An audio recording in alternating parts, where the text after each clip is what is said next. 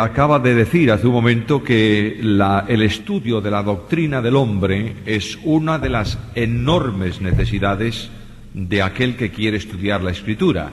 Sabéis bien que hay 9 grandes doctrinas fundamentales de las que no se puede claudicar. Podemos tener a veces opciones interpretativas en otros aspectos de la Escritura. Unos opinan de una forma, otros opinan de otra, pero no se relaciona esa interpretación con doctrina fundamental. Hablamos de doctrinas fundamentales, aquellas cuya razón de ser evidencian un futuro de importancia para el hombre como es su salvación o su perdición. Cuando hablamos de salvación tenemos que entender muy claramente también lo que es el hombre, cómo funciona el hombre y qué tiene que hacer el hombre para ser salvo. De manera que la doctrina de la antropología, una palabra muy rara, pero que significa precisamente la doctrina del hombre, es de enorme importancia en la Biblia. Y tan importante es que comienza ya en el libro de Génesis, en el capítulo 1 y 2, y sigue en el capítulo 3. El desarrollo de este tema es muy complejo. Hay cosas muy complejas en antropología, como en todas las doctrinas bíblicas. El desarrollo lo vamos a realizar tomando como base las 4 divisiones o los 4 temas esenciales de la doctrina del hombre, de la antropología. Primeramente vamos a considerar el origen del hombre.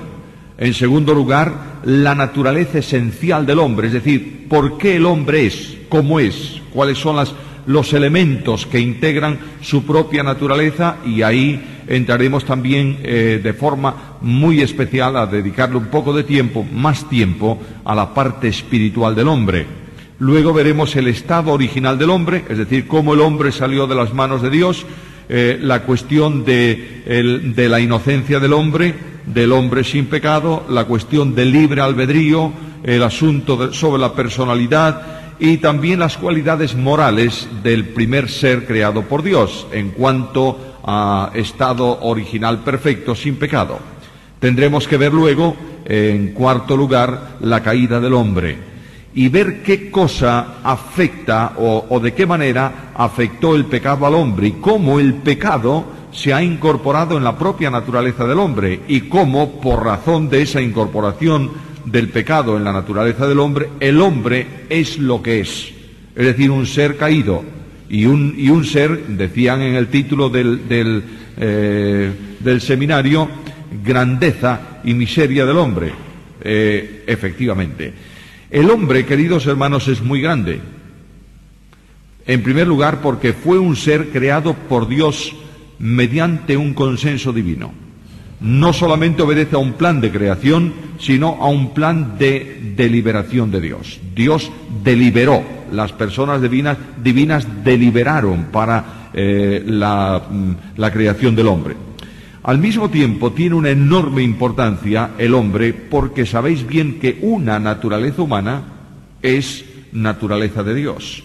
Jesucristo el Señor es Dios eterno, tiene una naturaleza divina que le corresponde por ser Dios, pero tiene una naturaleza humana que asumió en el tiempo histórico de los hombres, de manera que es Dios hombre, y esto tiene una enorme importancia.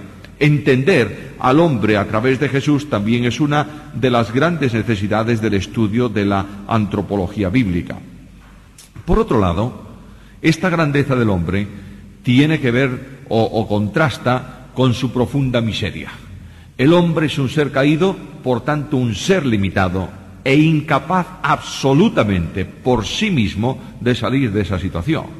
Necesita el recurso de la gracia de Dios en salvación para abandonar su estado de pecador, caído y perdido eternamente, sin esperanza y sin Dios en el mundo, para ser trasladado por la acción de Dios a una situación de bendición en el reino de su amado Hijo. Todo esto tiene que ver con la doctrina del hombre. Digo esto a modo de introducción para que veamos la importancia grande que el creyente debe prestar a esta que es una de las doctrinas fundamentales de la Escritura.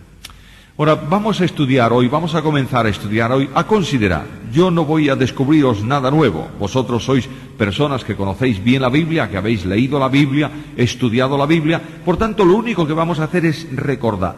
El apóstol Pablo, cuando explicaba doctrina y escribía sus cartas, le decía a los creyentes: a mí no me cuesta repetiros ¿qué? Las mismas cosas, y para vosotros son seguras.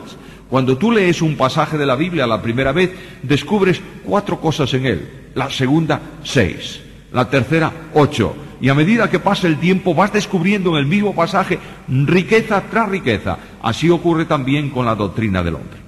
Vamos a comenzar abriendo la palabra del Señor, y vamos a leer, y pido la colaboración de todos los presentes para hacer más participativo el estudio, Génesis capítulo 1, versículos 26 al 31.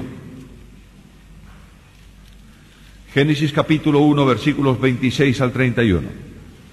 No sé si yo decía de hacerlo más participativo, pero el problema está en que hay que grabar y entonces voy a tener yo que leer los versículos. Pero seguidme por favor en la lectura, capítulo 1, versículos 26, Génesis 1, 26. Dice así la palabra del Señor. Entonces dijo Dios: hagamos al hombre a nuestra imagen y conforme a nuestra semejanza, y señoree en los peces del mar, en las aves de los cielos, en las bestias, en toda la tierra y en todo animal que se arrastra sobre la tierra. Y creó Dios al hombre a su imagen. A imagen de Dios lo creó. Varón y hembra los creó. Y los bendijo Dios y les dijo: fructificad y multiplicaos, llenad la tierra y sojuzgadla, y señoread en los peces del mar, en las aves de los cielos y en todas las bestias que se mueven sobre la tierra. Cuando se inicia el estudio de la doctrina del hombre, tenemos que tener un enorme cuidado, sobre todo los creyentes, en no irnos a extremos. Todo extremo es malo. Hay personas que creen que el estudio bíblico de la doctrina del hombre permite al hombre ser ya un psicólogo. ¿Entendéis lo que quiero decir? Por ejemplo, hay algunos extremistas que, haciendo un énfasis desbordante en la doctrina bíblica como única revelación de Dios, y efectivamente es la única revelación de Dios, creen que la Biblia es un libro de psicología y llegan a afirmar cosas tan extrañas, tan absurdas, como que, por ejemplo, ningún psicólogo y ningún psiquiatra es una persona digna de ser considerado un buen creyente, porque consideran que esas ciencias humanas son contrarias a la revelación bíblica. Pues están muy equivocados. Otros afirman que el hombre, el creyente, no puede caer en una depresión, y que el que tiene una depresión no es un buen creyente. Y hay centenares de personas con problemas depresivos que sienten la frustración tremenda de estos enseñadores y se consideran poco menos que personas que no han creído en Cristo. No es así. La Biblia no es un libro de ciencia. La Biblia es un libro de teología. Es decir, en la Biblia se revela Dios al hombre para que el hombre conozca a Dios. E indudablemente Dios hace una serie de revelaciones que solamente Él podría hacer en relación, por ejemplo, con el hombre, que forman parte esencial, la base esencial de la psicología humana, pero que para entender el hombre en toda la dimensión, aparte de lo que la Biblia dice, y como aporte, como colaboración a la enseñanza de la Biblia, como complemento a la verdad que la Biblia enseña, debemos acudir a otras ciencias. Por ejemplo, aquí el texto bíblico dice que Dios creó al hombre. Muy bien. ¿Cuánto sé yo de anatomía humana mediante este versículo? Nada. Lo único que sí sé es que la anatomía descansa en un acto creador de Dios. Ahora, para conocer el funcionamiento del hombre y admirar la tremenda maquinaria que Dios realizó, digo esto con mucho respeto, maquinaria, llamar a un hombre máquina es una cosa un poco especial, pero la tremenda organización que Dios realizó, debo acudir a un médico. Y me siento y escucho un discurso de un médico sobre el funcionamiento del cuerpo humano y al final digo: ¡qué grande eres, Señor! ¿Qué hizo la medicina? Complementó, abrió un panorama directo que aclara, que expande el versículo del Génesis. La geografía, otras muchas cosas vienen a complementar la Escritura. Ahora, nunca olvidemos que aunque la Biblia no es un libro de ciencia, la ciencia no puede contradecir la Biblia. Cuando la ciencia entra en conflicto con la Biblia, ¿qué tiene que prevalecer? la verdad bíblica. Y la Biblia nunca entra en conflicto con la ciencia porque no se mete en la ciencia de los hombres. Cuando dice una verdad científica, procede de Dios, es palabra inspirada de Dios. Ahora, el relato de la creación es sumamente interesante. La creación del primer hombre es un relato que rompe la dinámica de la enseñanza en cuanto a creación del libro de Génesis. Notaréis que en el libro de Génesis, en el capítulo 1, la creación se produce en razón de la voz autoritaria de la soberanía de Dios. Dios había planificado la creación y la ejecución de ese programa de Dios se lleva a cabo, se efectúa mediante una orden, un mandamiento del soberano. Leéis en el libro de Génesis que dijo Dios, sea la luz, y fue la luz. Dijo Dios, produzca la tierra hierba verde, produjo la tierra hierba verde. Los que estudiáis la doctrina trinitaria entendéis rápidamente que en este aspecto creacional, como la creación es el resultado del propósito divino y Dios existe en tres personas eternamente, cada una de ellas toma una parte activa en lo que tiene que ver con la creación, es decir, contraer a la existencia aquello que no existía. Tengamos también en cuenta, cuando hablamos de esto, que cuando la Biblia dice que Dios hizo las cosas hizo lo que se ve de lo que no se veía, no está diciendo que había algo invisible y que de ese algo invisible vino a la existencia lo visible. No, quiere decir que no había nada y de pronto vino a la existencia aquello que hoy vemos por autoridad y por voluntad soberana de Dios. Cuando en el libro de Génesis leemos, dijo Dios, sea, esa voz de autoridad corresponde a la segunda persona de la deidad. ¿Por qué? Porque el verbo de Dios expresa con toda la autoridad de Dios aquello que corresponde al pensamiento divino. Juan capítulo 1, versículo 1, leemos estas palabras: en el principio era el verbo. Por tanto, todo cuanto Dios expresa, se expresa por medio del verbo, y el verbo dice, sea la luz. Y la tercera persona de la deidad, el Espíritu Santo, como agente poderoso de la deidad. Ojo, es una persona divina. Cuando yo digo en este sentido de creación agente de la deidad, no estoy diciendo que es una fuerza de Dios, sino que es una persona divina que con el poder de Dios ejecuta lo que la primera persona planifica, lo que la segunda persona expresa y lo que la tercera persona hace realidad. Por eso en el libro de Génesis se nos dice que el Espíritu se movía sobre la faz de las aguas. Es muy interesante esa referencia porque habla de cobijar. Es como si estuviese cobijando la creación para que se produjese la vida y el orden cósmico que hay. Ahora, frente a la forma de crear, de pronto aparece la creación del hombre. Y en esta creación del hombre se produce una deliberación trinitaria. Cualquier lector del Antiguo Testamento anterior a la era cristiana, al tiempo cristiano y a la revelación del Nuevo, no podría descubrir aquí la Trinidad. La descubrimos nosotros, porque tenemos la revelación complementaria. Pero indudablemente en el sentido trinitario se ve en el texto el cambio de expresión. Entonces dijo Dios, hagamos, plural. Es Dios que entra en deliberación para la creación del hombre. Y en este sentido, el Padre expresa la idea, lo expresa en el Hijo y lo ama en el Espíritu. Quiero decir con esto que las tres personas divinas actúan para llevar a la realidad, para hacer salir de la acción creadora un personaje en el que Dios tiene deleite personal y le ama entrañablemente. Aquí tenemos el hombre. Las tres personas divinas actúan conjuntamente en la creación del hombre.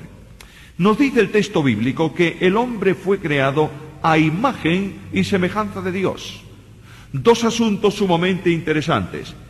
Imagen tiene que ver esencialmente con la capacidad moral. Dios es un ser moral. El hombre creado a imagen de Dios es un ser moral. Esta palabra imagen, lo veremos, creo que está un poco más adelante en las notas, esta palabra imagen tiene que ver con la idea de escultura.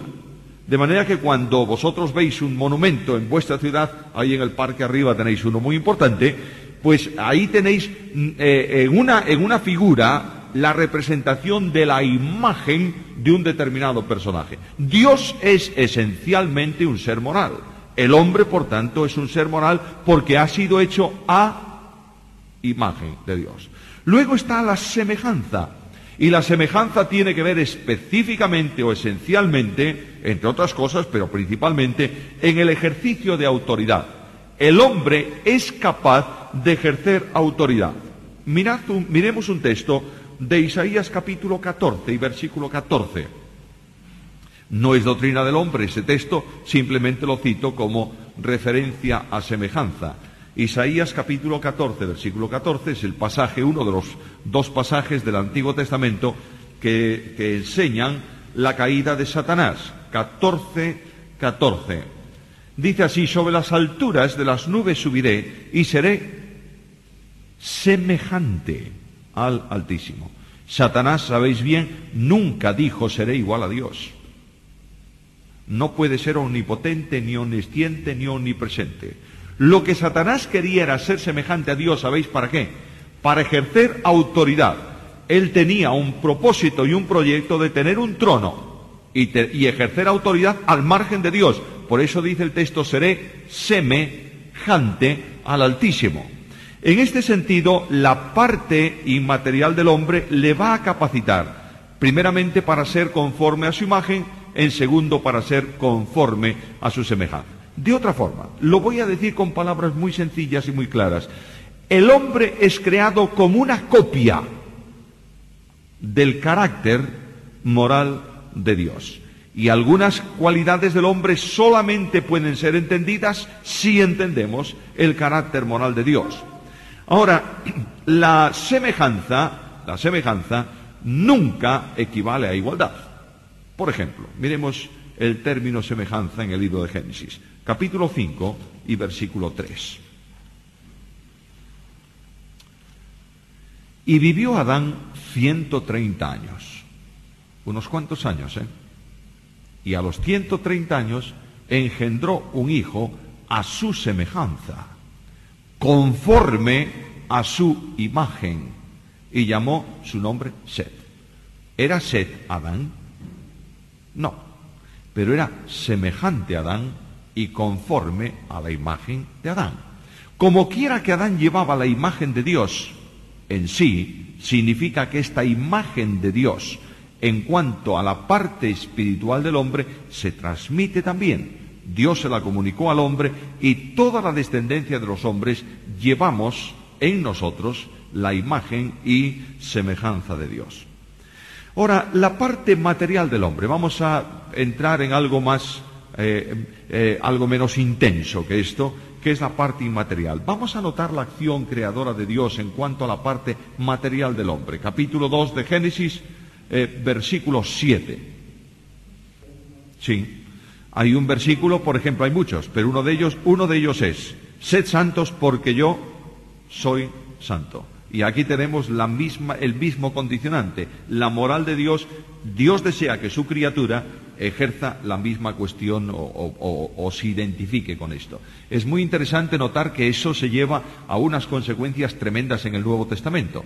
Bueno, hago un paréntesis aquí. Cualquiera que quiera preguntar, a medida que vamos desarrollando, hágalo, por favor, No se queden con preguntas pendientes en el estudio. Estamos en un estudio comunitario, de manera que preguntemos.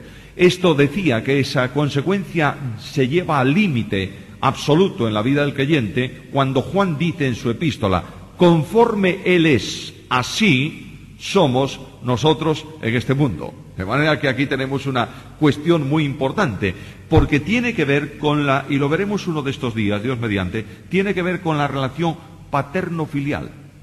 Es decir, Dios como Padre del creyente tiene que producir en el creyente la imagen moral, el carácter suyo, si realmente el creyente ha nacido de nuevo. ¿Está? Muy bien. Entonces tenemos argumentos bíblicos que sustentan la idea de imagen y la idea de semejanza.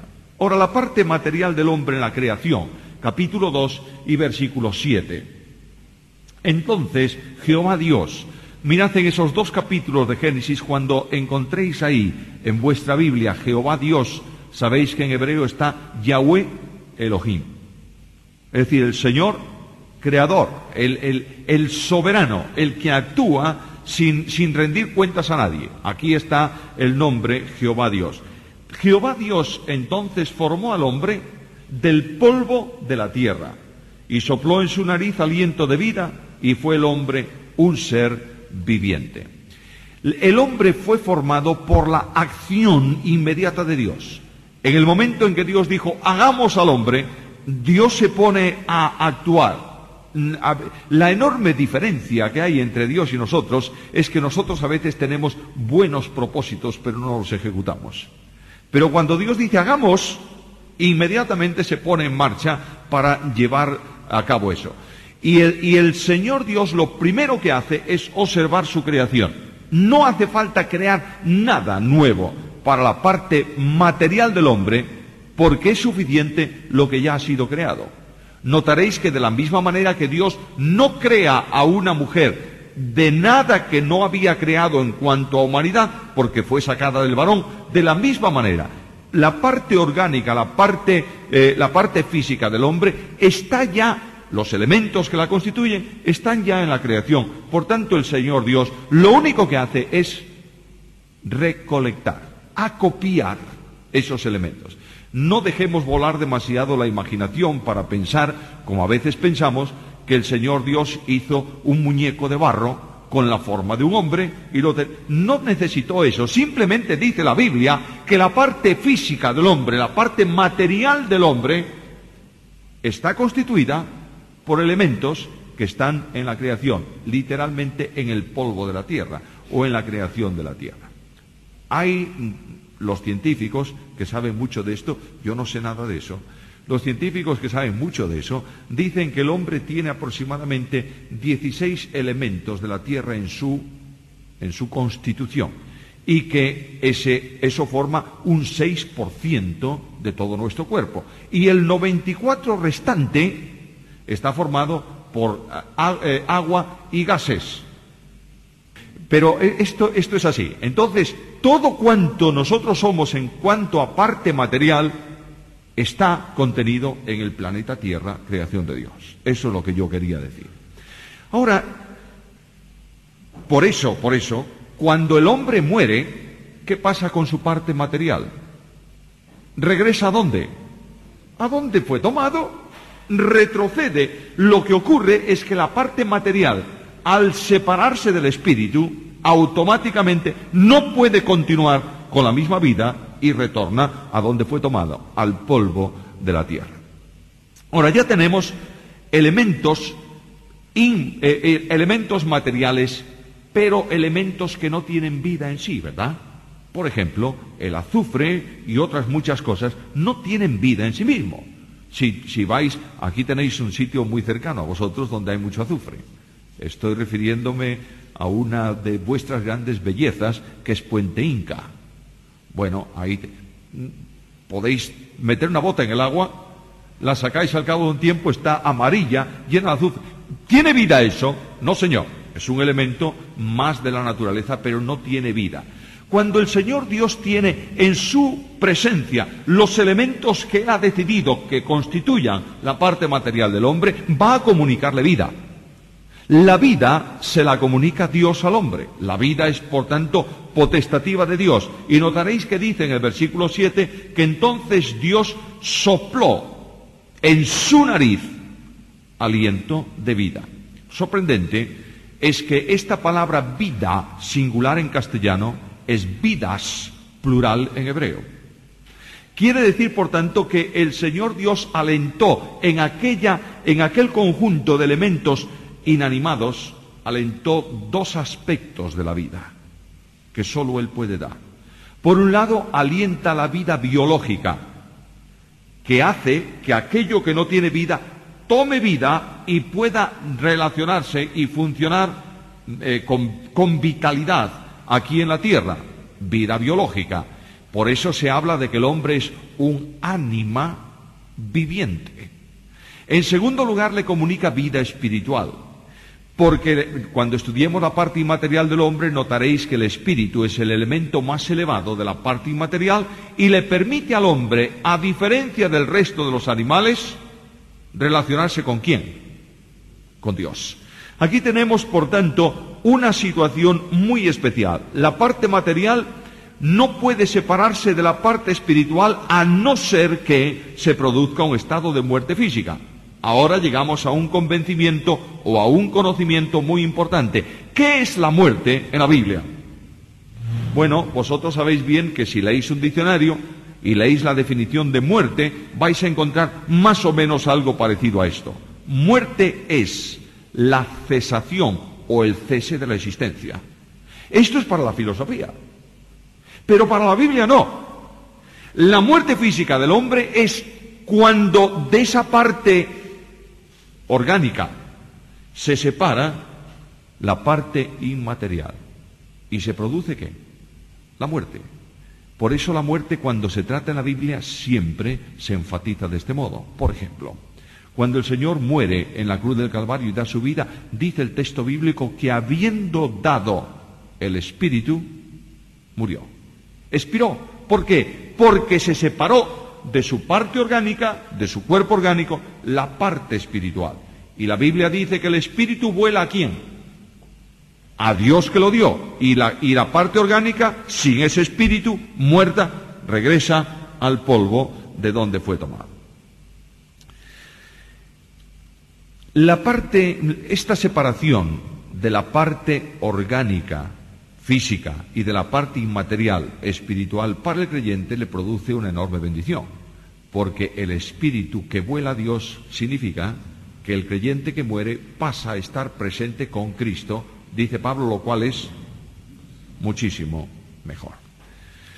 Bueno, ya tenemos, por tanto, una maravilla de la creación de Dios. Dios tomó elementos del polvo de la tierra, sopló, insufló en él aliento de vida y ese hombre vino a la existencia de la vida.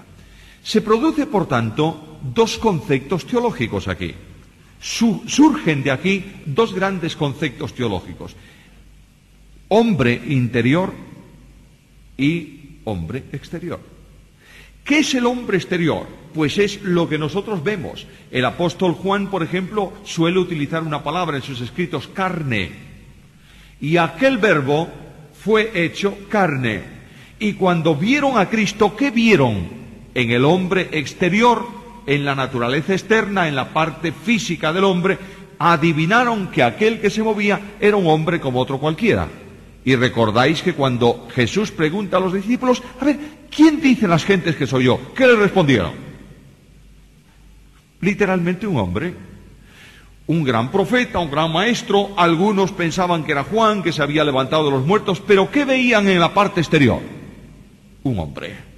Ahora, hay una parte interior, la parte espiritual, de la que Pablo menciona y habla mucho de ella. Por ejemplo, segunda carta a Corintios, capítulo 4 y versículo 16.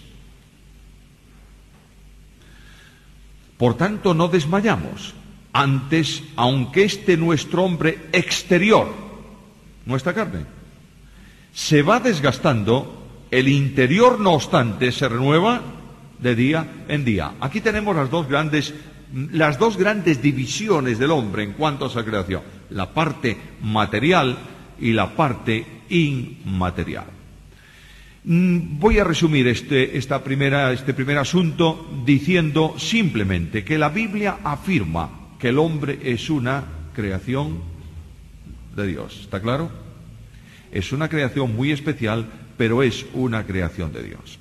Ahora, hay un concepto bíblico que también tenemos que tener claro, que es el término Adán.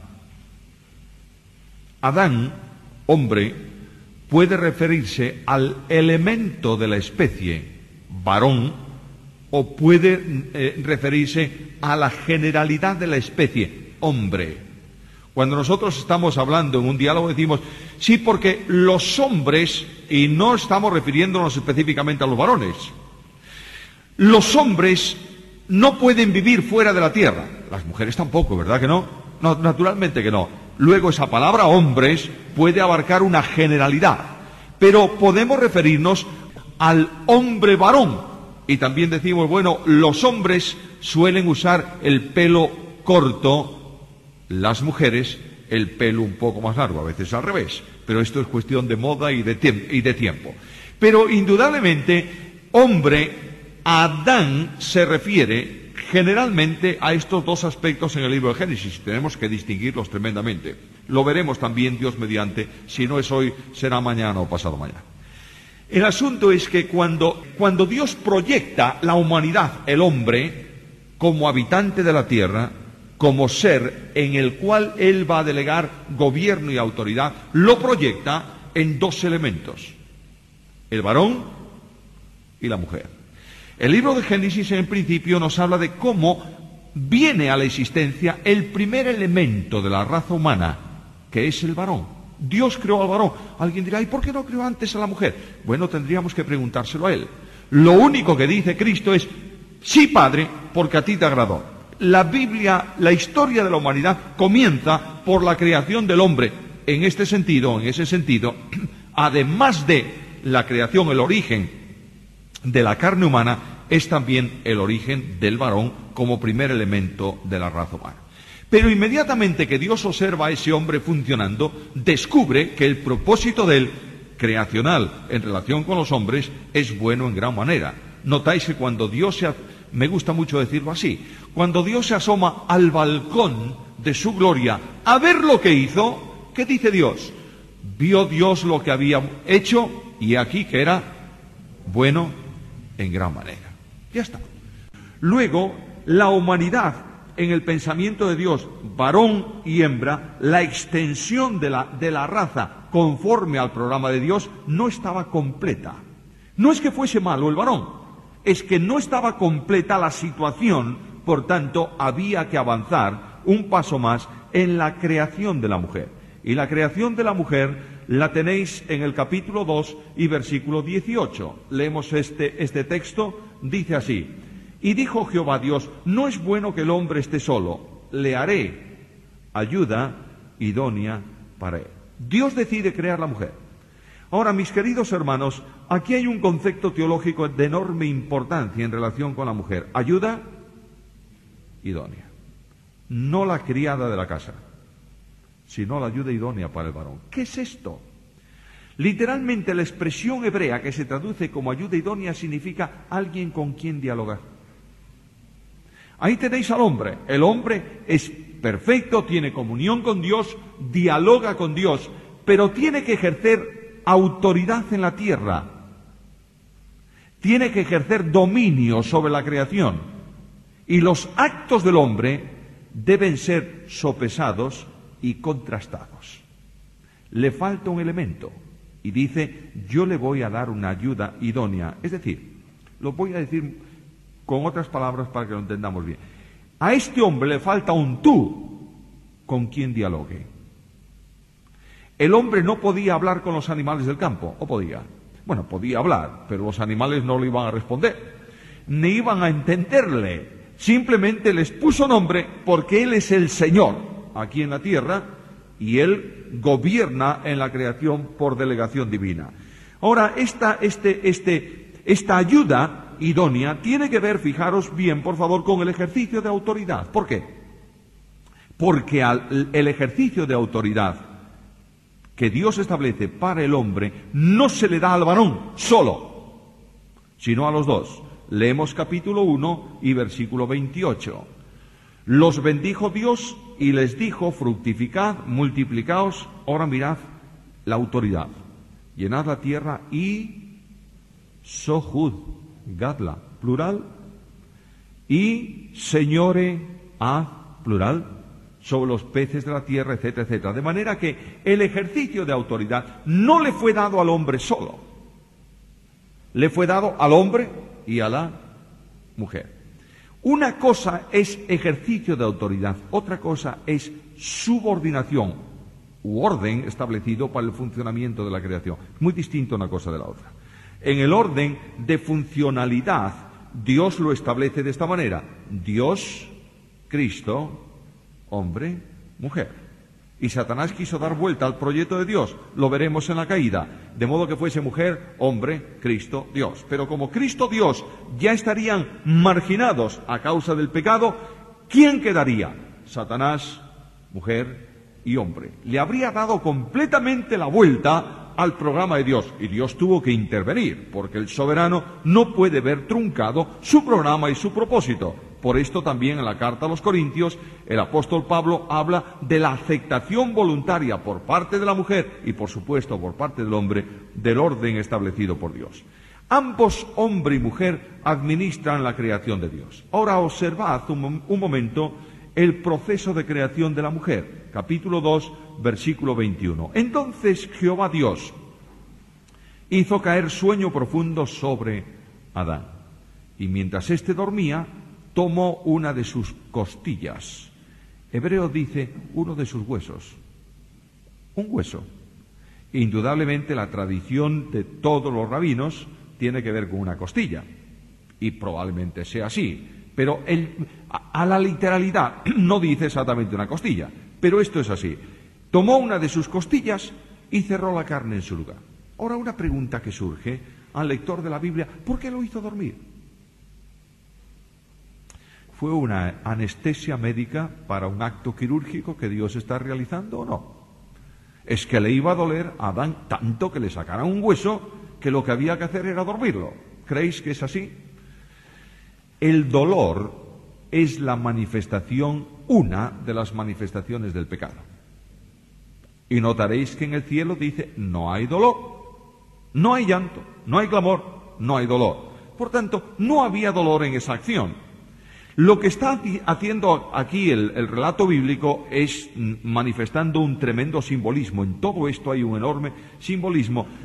Dios hace dormir a Adán para que él descubra al final del proceso creacional la admirable belleza de la mujer que Dios como Padre le va a entregar a él. De manera que, Adán, estate tranquilo, duerme un ratito, que voy a presentarte aquello que te falta a ti, la ayuda idónea, el complemento para ti.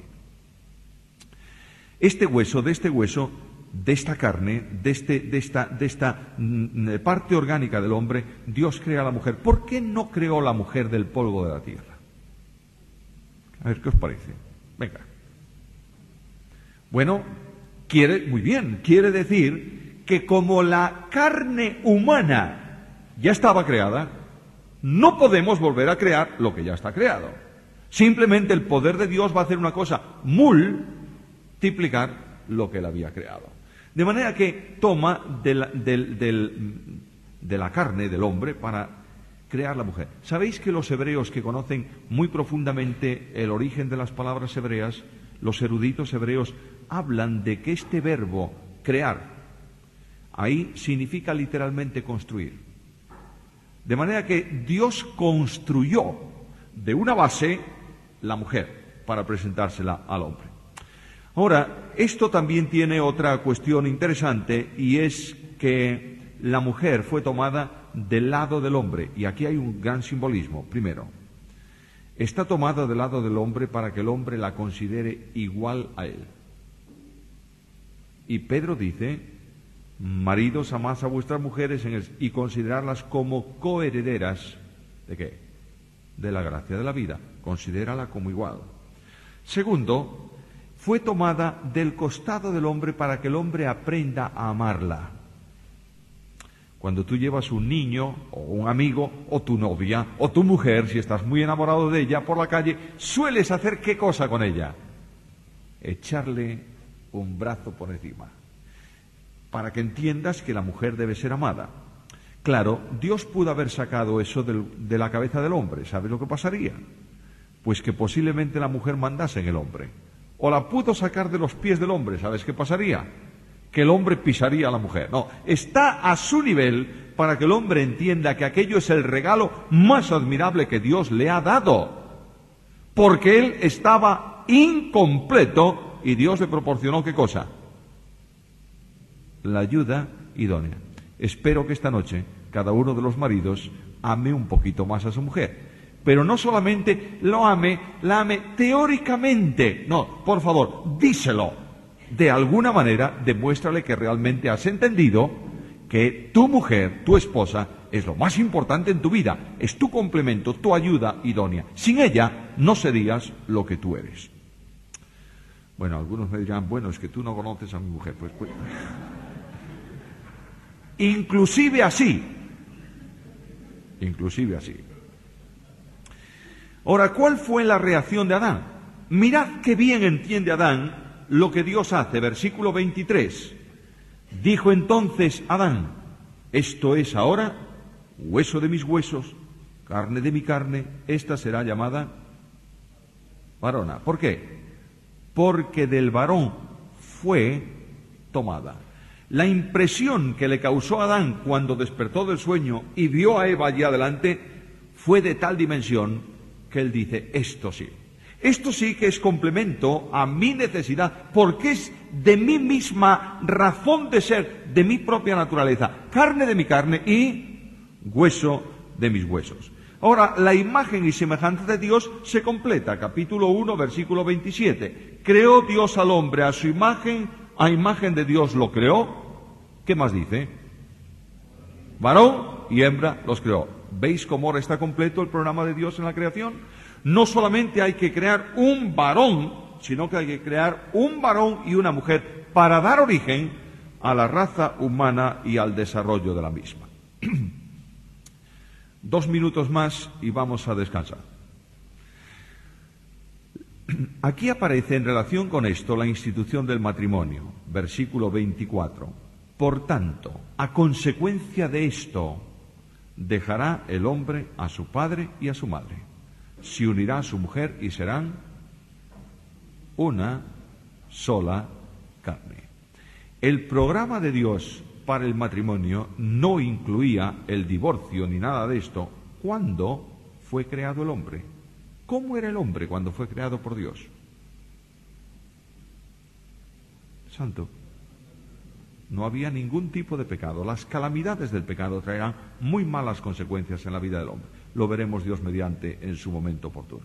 Ahora, notad 5 cosas en relación con el matrimonio, y termino ahí. Primeramente, hay una relación exclusiva. El hombre y su mujer. No es un hombre con 5 mujeres, ni una mujer con 5 hombres. Es un hombre y una mujer. En segundo lugar, hay una relación reconocida. Dejará una situación familiar anterior y se unirá a su mujer. Todo el mundo entiende visiblemente, reconoce visiblemente que aquel es una nueva relación. Tercero, una relación de entrega. ¿Dejará el hombre a quién? Yo tengo un problema serio en este versículo, ¿sabéis? Porque casi siempre los hombres echamos la culpa de todo cuanto nos pasa, que la mujer no ha sido capaz de dejar a su madre, y tenemos siempre el problema de la suegra, ¿verdad? Bueno, pues aquí es al revés. Resulta que es el hombre el que no se separa de su mamá. Y dice el texto bíblico que el hombre dejará a su padre y a su madre, ¿para qué? Sobre todo cuando es un hijo, en Galicia, en España decimos muy enmadrado. No siempre es capaz de cortar la relación con su mamá, de manera que en el hogar vive el marido, la esposa, y siempre detrás la sombra de su madre. Aquí está la relación. Dejará a su padre y a su madre y se unirá a su mujer. Cuarta relación permanente. Serán una sola carne. Y esa relación comprende también la parte de relación íntima, sexual, entre el hombre casado y su mujer. Y por último, una relación de afecto, nunca de dominio. Dejará, se unirá a su mujer, serán los dos una sola carne. Por tanto, la humanidad es varón y hembra. Muy bien, descansamos no sé cuánto tiempo, 5 o 10 minutos, y seguiremos luego.